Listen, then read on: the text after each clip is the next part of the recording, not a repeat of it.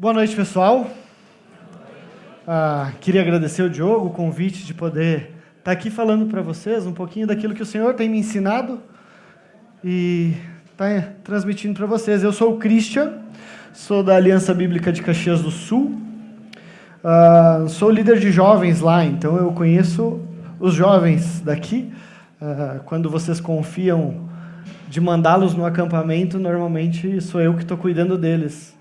Então, exceto o rapaz que quebrou a perna ano retrasado, né? Não dá para dizer que eu cuidava dele na hora. Mas, queridos, é um prazer estarmos aqui como igreja, reunidos, louvando a Deus, entregando nossos anseios e tudo nas mãos dele. Gostaria de começar hoje uma celebração especial, que a gente tem falado um pouco de pais. Feliz Dia dos Pais a todos, um monte de pai que subiu aqui na frente, né? E eu pensei na gente pensar um pouco no início, alguma experiência marcante que você teve com seu pai ou com seu filho. A gente não foi todo mundo que veio aqui, porque nem todo mundo é pai, tem as mulheres também, nem todos são pais, mas todos são filhos. Então, muito provavelmente você vai lembrar de algum momento marcante, alguma experiência marcante com seu pai ou com sua mãe, dependendo da sua estrutura familiar.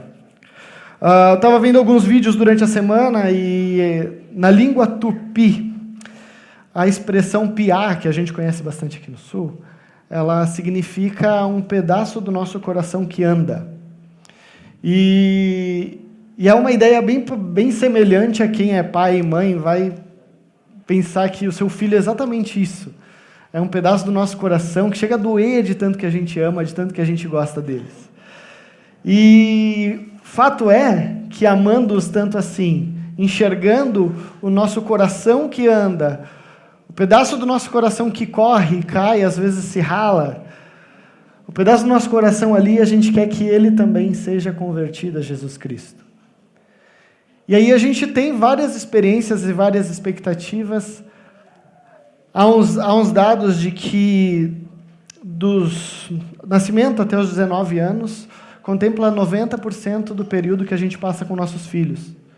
Depois eles vão indo para a faculdade, vão ficando cada vez menos em casa, depois eles casam, enfim, né?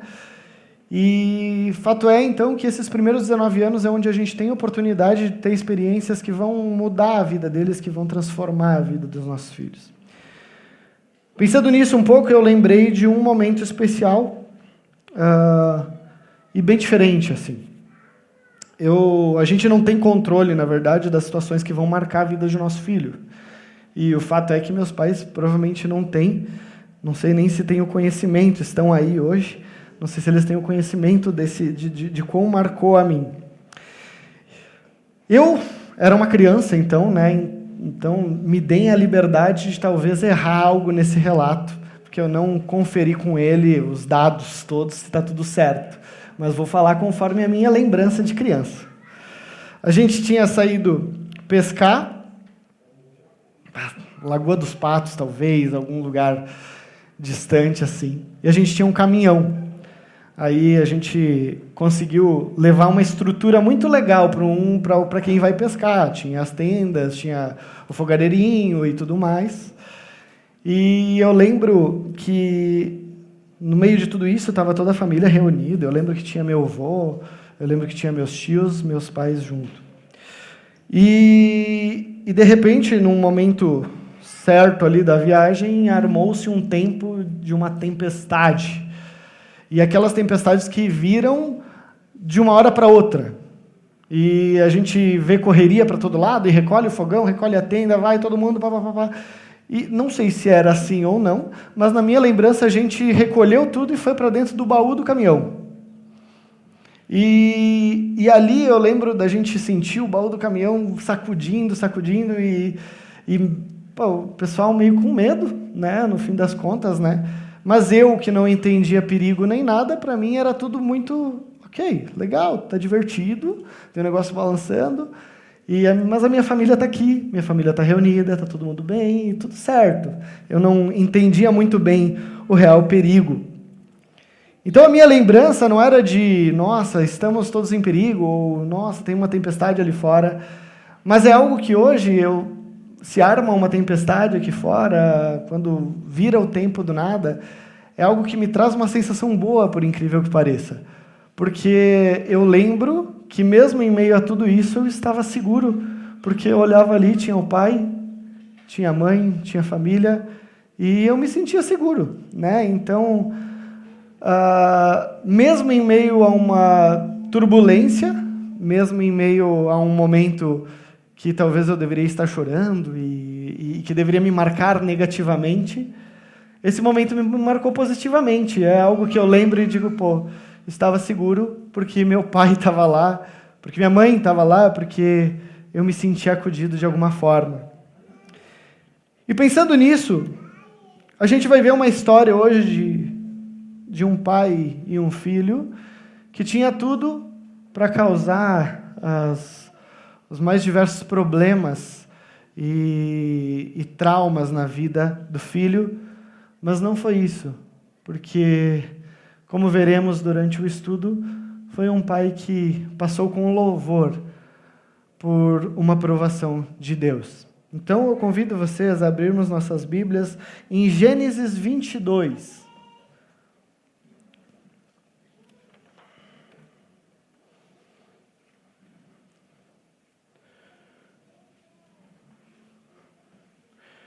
Gênesis 22, depois, durante o estudo, eu vou dando algum contexto a mais, se necessário for.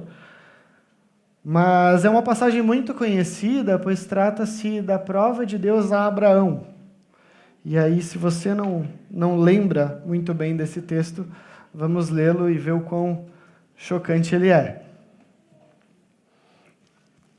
Gênesis 22, vamos ler até o versículo 19, e eu leio na versão NVI.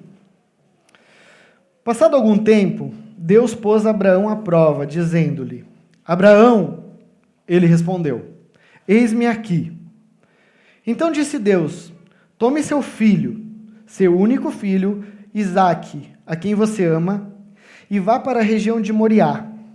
Sacrifique-o ali como holocausto, num dos montes que eu lhe indicarei. Na manhã seguinte, Abraão levantou-se e preparou seu jumento. Levou consigo 2 de seus servos e Isaque, seu filho. Depois de cortar lenha para o holocausto, partiu em direção ao lugar que Deus lhe havia indicado. No terceiro dia de viagem, Abraão olhou e viu o lugar ao longe. Disse ele aos seus servos: Fiquem aqui com o jumento, enquanto eu e o rapaz vamos até lá, depois de adorarmos, voltaremos. Abraão pegou a lenha para o holocausto e a colocou nos ombros de seu filho Isaque. E ele mesmo levou as brasas para o fogo e a faca. E caminhando os dois juntos, Isaque disse a seu pai: Abraão, meu pai. Sim, meu filho, respondeu Abraão. Isaque perguntou: As brasas e a lenha estão aqui, mas onde está o cordeiro para o holocausto? Respondeu Abraão: Deus mesmo há de prover o cordeiro para si, para o holocausto, meu filho. E os dois continuaram a caminhar juntos. Então chegaram ao lugar que Deus lhe havia indicado. Abraão construiu um altar e sobre ele arrumou a lenha. Amarrou seu filho Isaque e o colocou sobre o altar em cima da lenha. E então estendeu a mão e pegou a faca para sacrificar seu filho. Mas o anjo do Senhor o chamou do céu: Abraão, Abraão! Eis-me aqui, respondeu ele. Não toque no rapaz, disse o anjo. Não lhe faça nada. Agora sei que você teme a Deus, porque não me negou seu filho, seu único filho. Abraão ergueu os olhos e viu um carneiro preso pelos chifres num arbusto. Foi lá pegá-lo e o sacrificou como holocausto em lugar de seu filho. Abraão deu àquele lugar o nome de O Senhor Proverá. Por isso até hoje se diz: No monte do Senhor se proverá. Pela segunda vez, o anjo do Senhor chamou do céu a Abraão e disse: Juro por mim mesmo, declara o Senhor, que por ter feito o que fez, não me negando seu filho, seu único filho, esteja certo de que o abençoarei e farei seus descendentes tão numerosos como as estrelas do céu e como as areias da praia do mar. Sua descendência conquistará as cidades dos que lhe forem inimigos, e por meio dela todos os povos da terra serão abençoados, porque você me obedeceu. Então voltou Abraão a seus servos e juntos partiram para Berseba, onde passou a viver. Vamos orar, queridos. Querido Deus, muito obrigado pela Tua palavra, muito obrigado porque ela é viva e eficaz na nossa vida e nos transforma. Que o Teu Santo Espírito abra o nosso entendimento e o nosso coração para sermos transformados conforme aquilo que o Senhor planejou. É isso que te pedimos e te agradecemos, em nome de Jesus. Amém. Queridos, então, esse é um texto muito conhecido do livro de Gênesis e bem chocante, né? Trata-se de um pedido, de uma forma de Deus provar a fé de Abraão. Isso acontece no final da vida de Abraão, e depois a gente vai ver um pouco mais sobre isso. Mas é claro que Moisés coloca ela nesse livro de Gênesis com um objetivo claro, de além de destacar essa grande fé do patriarca, que foi chamado no meio de uma terra idólatra, e transformou sua vida através das diferentes provações que Deus o fez. A história de Abraão começa no capítulo 12 e vem vindo com diversas provações, com diversos diálogos com Deus, e até chegar nesse ponto que é a sua maior provação, que é a sua história de maior impacto, que é o seu maior passo de fé. Chegamos ali, e além de destacar a grande fé de Abraão, Moisés também tem a intenção de trazer um ensino para o povo de Israel, que começava a se formar no deserto, e também para a Igreja de Cristo Jesus hoje. Temos instruções e ensino através disso. Então, o que a gente vai ver um pouco hoje? Se você esquecer de tudo que eu falar aqui hoje, você só tem 5 minutos de atenção durante o estudo, eu vou falar uma frase que vai resumir o estudo de hoje. Então, grave bem. A ideia é que o povo de Deus há de passar por provações, alegrias e sofrimentos, nos quais somente com fé perceberá que o Senhor continuará como seu bondoso provedor. Então, nós passaremos por dificuldades, nós passaremos por provações, nós passaremos por sofrimentos, também por alegrias, mas somente com os olhos de fé, somente com a perspectiva correta, nós continuaremos enxergando o nosso Deus como o provedor. Primeiro nós veremos, então, que o povo de Deus passa por diversas provações e desafios. É muito claro a gente ver isso no texto, é muito claro ver a prova de Deus a Abraão. Não à toa, Moisés começa falando, passado algum tempo, Deus pôs Abraão à prova. Nós, como leitores, sabemos que é uma prova, né? E já sabemos que Deus, diferente de todos os outros deuses do Oriente Médio ali, não pedia sacrifícios humanos. Esse não era o hábito de Deus. Então deve ter causado um nó na cabeça de Abraão, que não sabia que isso era uma prova. Mas nós, como leitores, sabemos que o nosso Deus não pediu um sacrifício humano, apesar de estar ali. Essa cena, então, ela representa uma natureza radical da nossa fé genuína. Exigências tremendas e bênçãos inacreditáveis. A ideia, então, primeiro, é que nós, como povo de Deus, assim como Abraão, assim como todos os outros personagens da Bíblia, nós precisamos de momentos desafiadores. Momentos desafiadores nos fazem bem.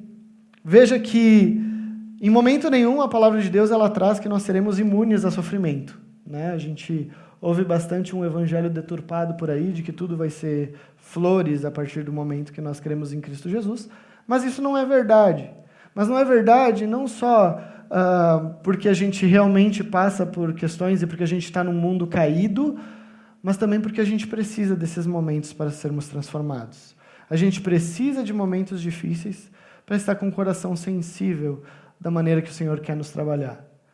Além disso, a gente vê que momentos ruins, conforme fala o livro de Eclesiastes, Deus colocou a eternidade em nosso coração. O nosso anseio para que tudo dê correto deve nos lembrar que o nosso lugar não é aqui. Nosso lugar final não é aqui. Então vejam, que Deus reconhece, né, no capítulo anterior, Abimeleque reconhece que Deus está capítulo 21, versículo 22, Abimeleque está fazendo uma aliança com Abraão e ele fala: Deus está contigo em tudo o que fazes. Isso não quer dizer que tudo deu certo na vida de Abraão até então. A gente percebe que há um processo de amadurecimento, há um processo de crescimento na vida dele desde o capítulo 12. Ele teve que lutar com sua incredulidade no capítulo 12. Abraão, quando é chamado a sair de sua terra, ele tem 75 anos. E aí ele tem a promessa de que vai ter uma descendência. Ele vai ter Isaac como seu filho com 100. Então, não é, tá pronto. Abraão, venha que eu vou te dar uma terra, vai para a terra que eu lhe mostrarei, deixa a tua parentela, tu vai ter uma descendência, no dia seguinte ele já tem a terra que não tem ninguém lá, tudo bonitinho, mana leite e mel, o seu filho, a mulher já aparece grávida no dia seguinte, não foi assim. Deus trabalhou a incredulidade de Abraão. Deus trabalhou na vida de Abraão de uma forma que espera. E nem sempre ele acerta. A gente vê durante a sua história que ele tenta dar um jeitinho de ter um filho, Ismael, com Agar. Ele e Sara arquitetam um jeito de dar uma mão para Deus. Não está dando comigo. Tenta com Agar e vê se não dá certo essa descendência. Não era o que Deus queria. Foi um erro e uma falha de Abraão, mas através disso e através dos seus encontros pessoais com Deus, ele vai aprendendo, ele vai crescendo, ele vai desenvolvendo a sua fé, para que no final de sua vida, enfim, ele tenha esse teste tão grande, essa prova tão grande, e seja aprovado nela, como a gente leu no texto.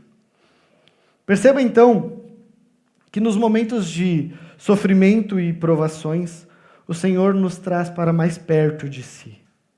Ele nos mostra que Ele é o suficiente e sempre será.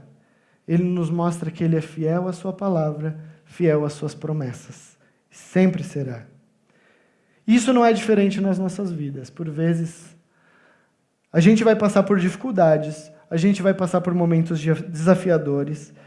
Inclusive, a vida do cristão deve ser levada muito a sério. A nossa vida deve ser um sacrifício constante a Deus. O próprio Jesus diz que, se quiser seguir-me, tome a sua cruz diariamente e siga-me. A nossa vida é um sacrifício diário a esse Deus. Não à toa, às vezes, a gente vai ter que abrir mão do nosso orgulho para se reconciliar com o irmão. Homens e pais aqui, temos a nossa responsabilidade de conduzir o nosso lar nos caminhos do Senhor.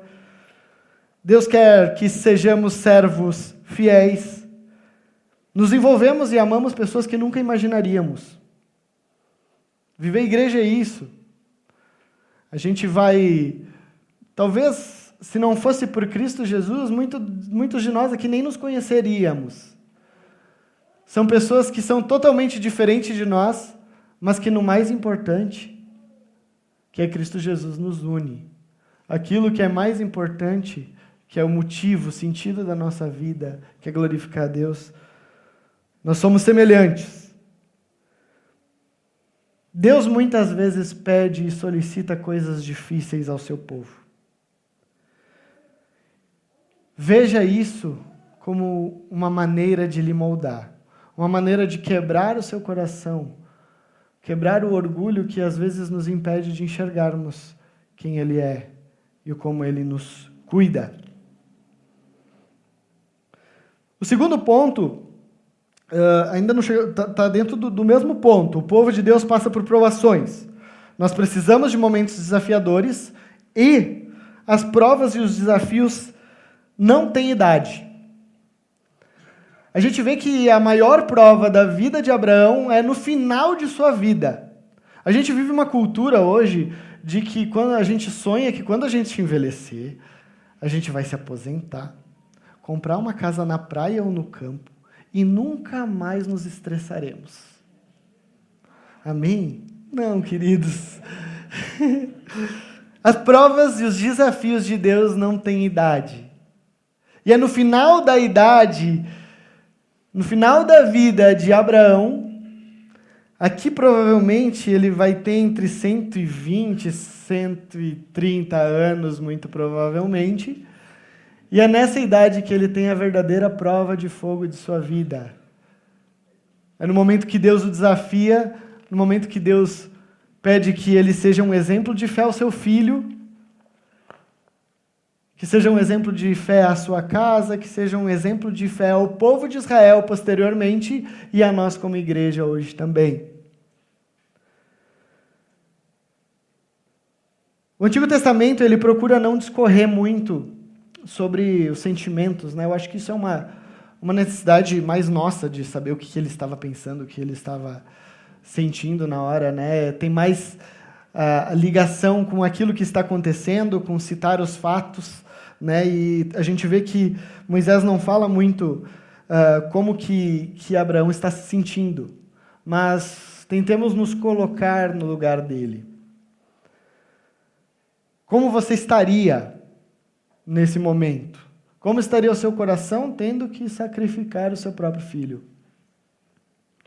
Vejamos que o holocausto aqui não é o estilo usual de sacrifício, mas é um estilo de sacrifício em que ele mataria o seu filho, colocaria fogo, até que tudo fosse consumido. Imaginem Abraão passando a noite em claro, imaginem os 3 dias de caminho, em cada diálogo que ele tinha com Isaac, como isso era uma flecha no seu coração. Imagina Isaac planejando, pai, quando a gente voltar, faremos isso. Imaginem nós no lugar, imagine você no lugar de Abraão. Qual seria a sua reação se o Senhor lhe pedisse algo de volta? A gente viu aqui que Abraão esperou 25 anos pelo presente de Deus, seu filho Isaque. E se Deus pedisse algo que você tanto esperou de volta, algo que você tanto ama? Seu emprego, sua saúde financeira, sua saúde de ferro, a vida de alguém, como você lidaria com isso? Como você lida quando Deus pede coisas de volta? O fato é que no final da nossa vida, ou quanto mais velho nós somos, nós vamos perdendo essa saúde que sempre foi característica de nós quando jovens. E se a sua saúde começar a falhar? Quando a gente vai dormir sem saber que vai acordar no dia seguinte, isso deveria ser claro para nós todos os dias, né? Que acordarmos toda manhã faz parte da graça e misericórdia de Deus, mas a gente vive como se não. Queridos, lidar com isso de uma maneira que transforme o nosso coração só é possível se nós tivermos uma perspectiva de fé em meio às provações, em meio ao sofrimento, em meio às lutas e também em meio às alegrias. Só é possível termos o nosso coração transformado a partir do momento que enxergamos aquilo que vivemos com fé, de que o Senhor é soberano sobre tudo, sobre todos. Romanos 8, 28 e 29. Deus age em todas as coisas para o bem daqueles que o amam, para que sejamos cada dia mais parecidos com Cristo Jesus.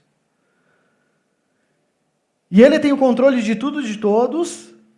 É isso que a gente vê durante todo o Gênesis, principalmente no seu capítulo final, em que José está lá reencontrando sua família e ele fala, vocês tentaram fazer o mal contra mim, mas Deus o tornou em bem. Deus é soberano para transformar todas as circunstâncias e situações da nossa vida e para transformar o nosso coração. Então chegamos no nosso segundo ponto. O primeiro ponto é que o povo de Deus há de passar por provações e sofrimentos. E o segundo ponto é que devemos ter uma perspectiva de fé através disso. Vamos ver o que tem na vida de Abraão que nos mostra que isso foi um passo de fé. A prontidão, então, uma perspectiva de fé nos conduz a uma obediência imediata e comprometida. Uma perspectiva de fé nos conduz a uma obediência imediata e comprometida. Vamos ver como é que foi isso na vida de Abraão. Passado algum tempo, Deus pôs Abraão à prova, dizendo-lhe: Abraão, ele respondeu: eis-me aqui. Beleza, estou aqui. Então disse Deus: tome seu filho, seu único filho. Na manhã seguinte, versículo 3. Na manhã seguinte, Abraão levantou-se e preparou o seu jumento. Ele não inventou uma doença no dia seguinte, não disse que estava com gripe, com tosse, com Covid. Ele não estava mal no dia, não estava com uma virose nem nada, ele estava pronto a obedecer aquilo que o Senhor havia lhe pedido. E ele estava tão pronto e comprometido a isso, que a gente vê que também, depois de cortar a lenha para o holocausto, partiu em direção ao lugar que Deus lhe havia indicado. Então não vamos correr o risco de não ter tudo que se precisa lá. Vamos já sair daqui comprometido a fazer, para não chegar lá e dizer: olha, Deus, não tinha lenha. Como é que eu ia fazer o fogo? Não deu, dessa vez não deu, mas amanhã eu tento de novo. Não, a obediência de Abraão, ela é imediata e comprometida. No terceiro dia de viagem, pensem que era longe, e quantas vezes Abraão não pensou: gente, vou voltar para a terra do meu pai, não vou fazer isso, vou abandonar tudo. É difícil demais. Não.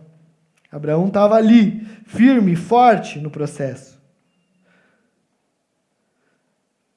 Queridos, além disso, além de uma obediência imediata e comprometida, uma perspectiva de fé nos faz obedecer até o fim. Então, uma perspectiva de fé nos conduz a uma obediência até o fim. Vemos então versículo 9 e versículo 10. Quando chegaram ao lugar que Deus lhe havia indicado, Abraão construiu um altar sobre ele, arrumou a lenha, amarrou seu filho Isaque e colocou sobre o altar em cima da lenha. Então estendeu sua mão e pegou a faca para sacrificar seu filho. A obediência até o fim. Nossa obediência, numa perspectiva de fé, ela é imediata, comprometida e até o fim. Além disso, o texto nos traz que uma perspectiva de fé nos faz enxergar além do que os olhos podem ver. E é o que nós vemos aqui nas respostas de Abraão. No versículo 5, ele fala para os rapazes, os seus servos: disse ele aos seus servos: fiquem aqui com o jumento, enquanto eu e o rapaz vamos até lá. Depois de adorarmos, voltarei. Voltaremos. Quando Isaque pergunta aonde está o cordeiro, porque Isaque já tinha uma certa idade e sabia como era uma prática de Abraão prestar holocaustos e sacrifícios ao Senhor, ele sabia que não era qualquer animal que poderia ser. Ele sabia que não, o jumentinho que estava vindo junto, não pode ser. E aí ele pergunta: e aí? Tá tudo aí, mas... E o que Abraão, com sua perspectiva de fé, responde? Deus mesmo há de prover para si o cordeiro para o holocausto. Perceba que Abraão confiava na palavra de Deus. Ele confiava na sua promessa, ele enxergava além do que os olhos dele conseguiam enxergar. Ele via que Deus ia ser fiel à sua palavra, porque ele já havia aprendido isso. No capítulo 12, Deus promete uma descendência, e ele, 25 anos depois, o Senhor cumpre. No nascimento de Isaque, no capítulo 21, a gente vai ver que após ele nascer, tem uma festa ali, quando ele foi desmamado, E aí o Ismael, que é o irmão mais velho, dá uma zombada dele e Sara pede, manda Agar e o Ismael ir embora, que eu não quero que eles vivam assim com meu filho. Aí Abraão fica meio assim, porque ele também amava o seu outro filho. E Deus fala, não se perturbe o seu coração. Manda ele embora, faça o que Sara te pediu. E depois ele fala, capítulo 21, versículo 12, fala o seguinte: mas Deus lhe disse, não se perturbe por causa do menino e da escrava. Atenda a tudo que Sara lhe pedir, porque será por meio de Isaque que a sua descendência há de ser considerada. Abraão tinha essa promessa de que a sua descendência partiria de Isaque. Mas espera aí, a conta não fecha. Se eu vou matar ele, como que a minha descendência vai partir dele? A conta não fecha aqui.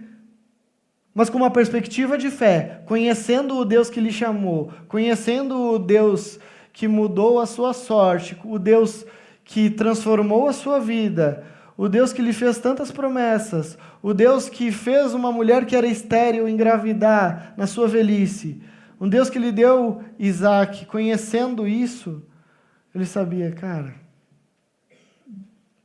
Deus vai dar algum jeito. Alguma coisa vai acontecer. Se eu precisar matar ele, a gente vai voltar. Se eu sacrificá-lo como holocausto, a gente vai voltar.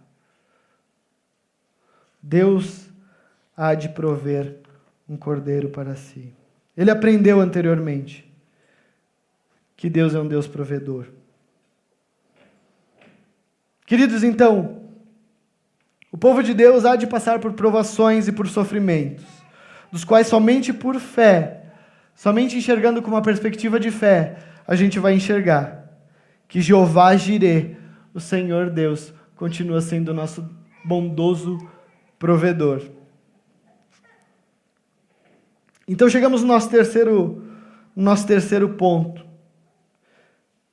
que mesmo em meio a um período de sofrimento, mesmo em meio a um período de provação, enxergando isso com fé, nós dependeremos e conheceremos cada vez mais quem é Jeová Jirê, o nosso Deus provedor.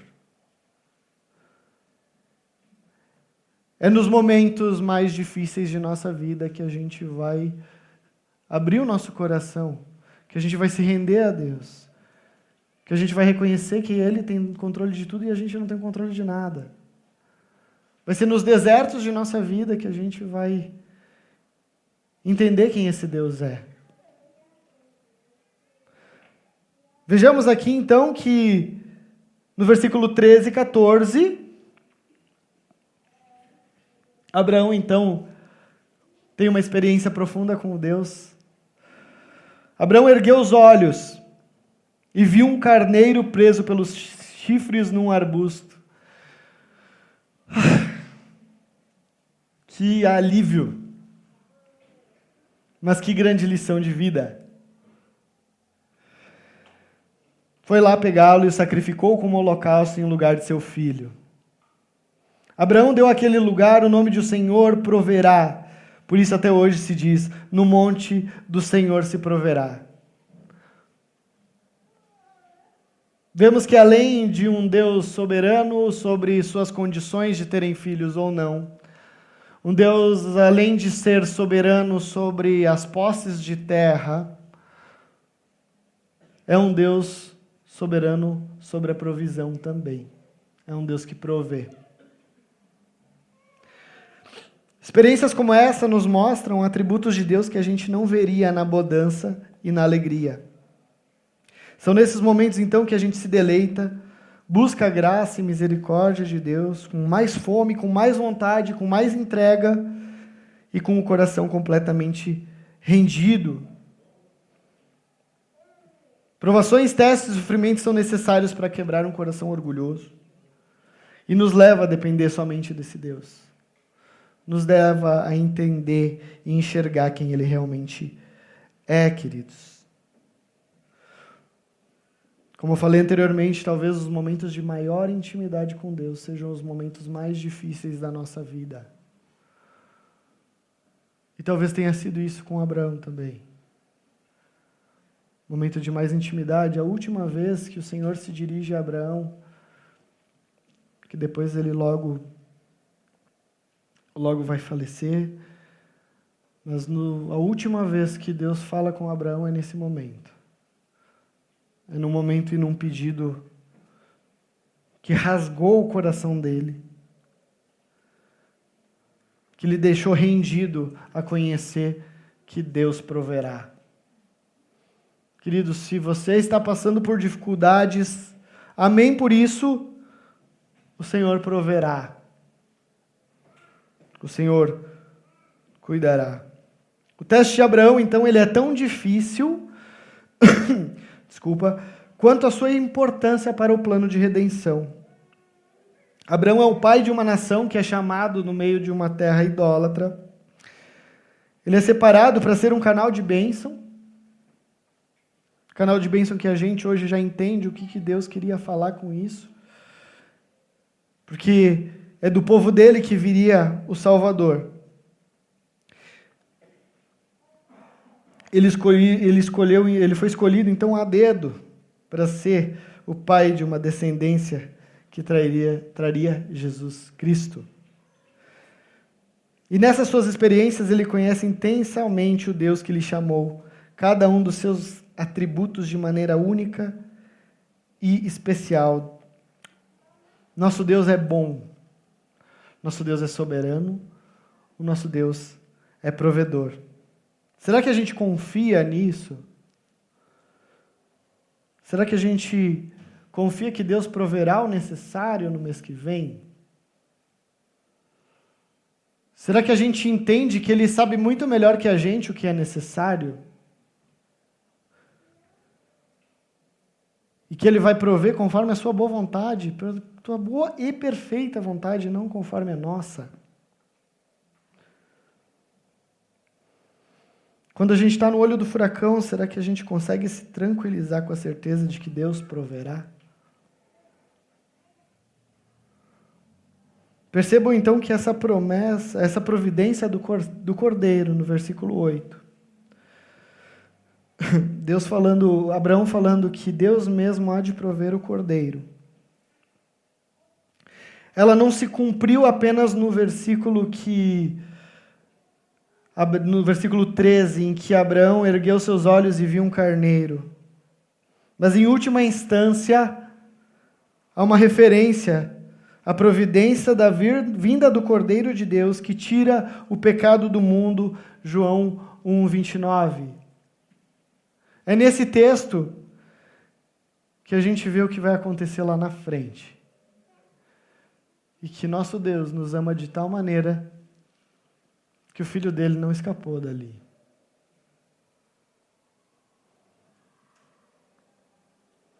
Queridos, isso... Depois da gente imaginar como o coração de Abraão estaria, como a gente percebe Deus falando do seu único filho, o filho que você ama, a gente vai lembrar do único filho que foi sacrificado em nosso lugar. Vejam então que a maior necessidade de nossas vidas já foi respondida. Deus já proveu aquilo que mais necessitávamos em nossa vida, um Salvador. Isso é motivo de alegria. Deus já proveu, Jeová Jireh, o Deus provedor, já proveu aquilo que a gente precisava. Queridos, nós somos o povo que vê aquilo que não é visível. Nós somos o povo da fé. O texto ele foca bastante na atitude de Abraão, mas pensemos também o quão marcante foi essa história para Isaac. O foco da história realmente é Abraão. É a transformação que ocorre em seu coração.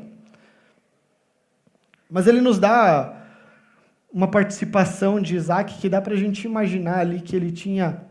Alguns estudiosos acreditam que ele tinha entre 16 e 17 anos.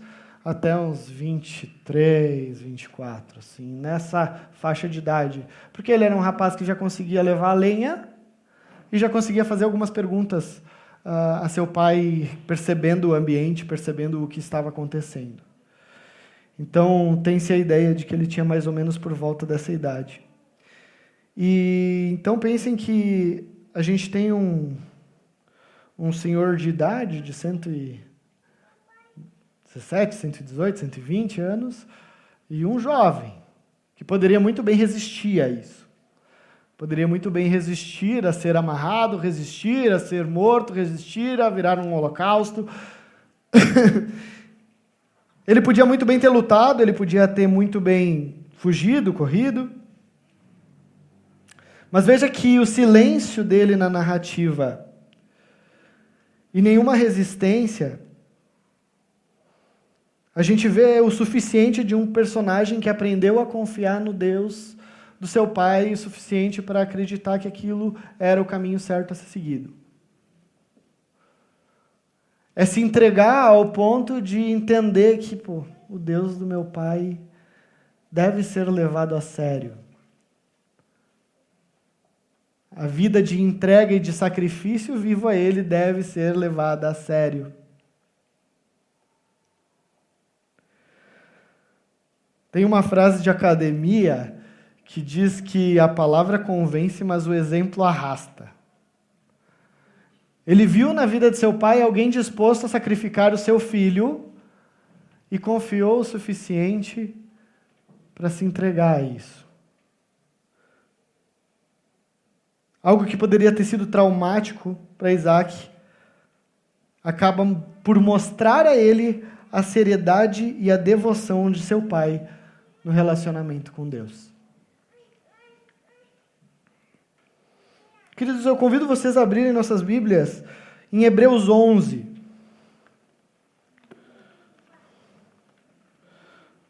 Já estamos caminhando para o nosso final. E Hebreus 11 traz uma aplicação muito legal para a gente entender como estava o coração dele nesse momento. Hebreus 11, de 17 a 19. Fala o seguinte, eu leio na versão NVI novamente. Pela fé, Abraão, quando Deus o pôs à prova, ofereceu Isaque como sacrifício. Aquele que havia recebido as promessas estava a ponto de sacrificar o seu único filho, embora Deus lhe tivesse dito, por meio de Isaque a sua descendência será considerada. Abraão levou em conta que Deus pode ressuscitar os mortos e figuradamente recebeu Isaque de volta dos mortos. Abraão enxergava aquilo que os seus olhos não podiam ver. Abraão sabia como essa história ia terminar. Não sabia como tudo ia decorrer, mas ele sabia que o Deus que ele acredita, o Deus que chamou ele, cumpre as suas promessas. O nosso Deus cumpre as suas promessas. De que maneira isso vai acontecer? Não sei. Mesmo que nunca tivesse acontecido de alguém ressuscitar, né? A gente não tem um relato de alguém ressuscitando antes de Gênesis 22. E ele acreditava que Deus poderia. Ele acreditava num Deus que é soberano sobre a vida e sobre a morte. Ter a certeza do que iria acontecer, ter a certeza de que o Senhor iria cumprir a sua palavra, foi o que conduziu Abraão a ser obediente, a seguir e ser aprovado nesse último teste de fé. O já velho Abraão foi testado e aprovado com louvor. E com novas promessas. Com a afirmação de algumas delas, mas com novas promessas de que o seu povo venceria os inimigos. Queridos, tem uma coisa que temos e podemos ter igual ao Abraão. é que nós também sabemos como a história termina. Nós podemos ter certeza do porvir. Podemos ter certeza que o nosso Deus é o mesmo de Abraão, em que ele cumpre todas as suas promessas.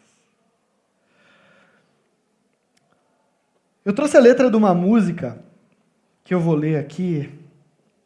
Ela é inglesa, então uma tradução. Ela chama-se Você Já Venceu. Mas não quer dizer que vocês já venceram, tá? Não é um worship que é antropocêntrico. Vejamos então a letra dela. A paz que supera a escuridão. Esperança que está no sangue. A graça futura que é minha hoje. Que Jesus Cristo ganhou.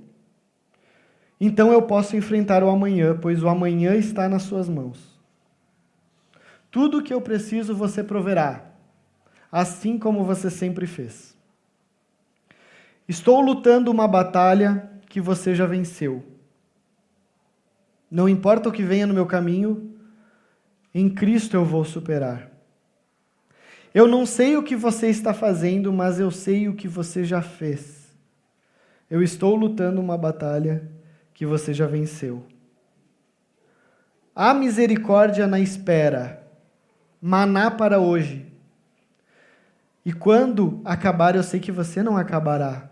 Você é minha esperança e estadia. Quando o mar está furioso, seu espírito é o meu socorro. Ele irá fixar os olhos em Jesus Cristo e eu irei dizer, está tudo bem. Ó, eu sei que está tudo bem. Eu sei como a história termina. Nós vamos estar com você novamente. Você é meu salvador e defensor. Não há mais medo na vida ou na morte. Eu sei como a história termina. Queridos, nós somos convidados a viver uma vida de entrega, uma vida de sacrifício, uma vida de fé. Às vezes Deus vai nos pedir coisas difíceis de serem feitas. Às vezes Deus vai pedir coisas de volta que a gente não estaria preparado para dar, mas que vai trabalhar tão bem no nosso coração. Quando não estiver tudo bem, lembre que o Espírito de Deus é o nosso socorro e o nosso consolador. Quando Ele pedir alguém de volta, descansemos na viva esperança de Cristo Jesus. Nós já sabemos como a história termina. Não há mais medo na vida e na morte, porque nós sabemos como a história termina. O que Deus tem pedido para você entregar e sacrificar no dia de hoje? O que tem impedido você de viver uma vida plena para Ele?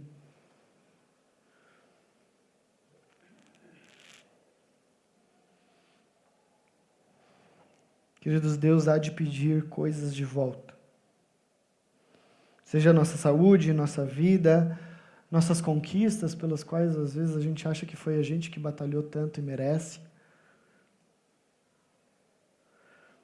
E desde hoje a gente deve sondar o nosso coração e treiná-lo para saber como é que nós reagiremos a isso. A gente pode estar super bem hoje, mas a gente não sabe o dia de amanhã. Treine e entregue o seu coração à medida que você saiba, ou esteja perto, de reagir a isso de uma forma que glorifique esse Deus e que lhe torne mais parecido com Cristo.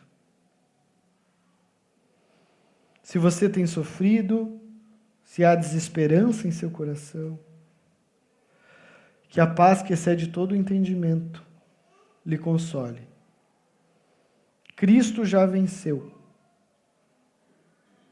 Você há de superar. Procure conselhos, abraços, orações de quem compartilha a mesma fé que você.